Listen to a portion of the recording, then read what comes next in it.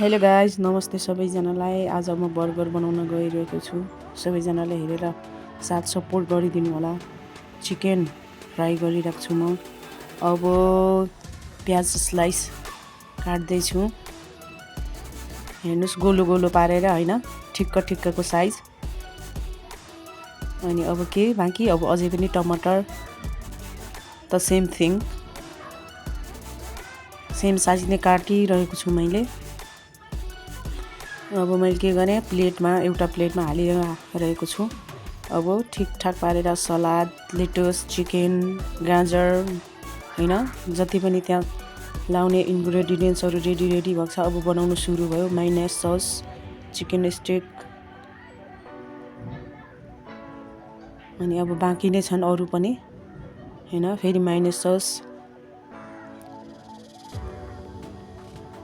हेर्नुहोस् कति मिठो छ गाजर। अनि के छ त त्योमाथि अझै प्याज, अझै टमाटर। हेर्नुहोस् है साथीहरू, हेर्नुहोस् है। अनि चिज,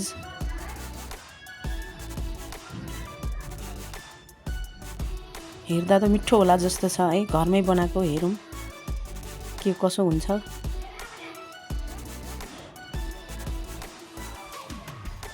अझै काँक्रो पनि बाँकी नै रहेछ, काँक्रो पनि हेर्नुहोस्।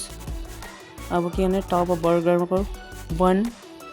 अब के गर्ने, टुथपिनले टक्क घोच्ने हो त्यहाँ अड्काउनका लागि। अनि हाम्रो के बाँकी छ, अब आलु फ्राई साइडमा। घरको हो नि त गाइस, अर्ग्यानिक हो नि त, त्यही भएर यस्तो खासै राम्रो कलर त छैन भए पनि खाँदा मिठो हुन्छ भन्ने एकदमै लागिरहेछ। ल खाउँ। अब रेडी हो। 3 ठाउँ बर्गर रेडी भयो है साथी हो।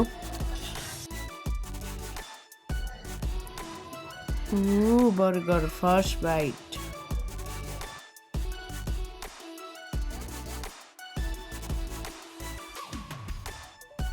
छोटो भिडियो भएको कारण सबै रेसिपीहरू देखाउन सकिनँ। आगामी दिनमा म अझ बेस्ट बनाउने छु। सबैजनाले हेरेर साथ सपोर्ट गरिदिनु होला, सब्सक्राइब पनि गरिदिनु होला। धेरै धेरै धन्यवाद।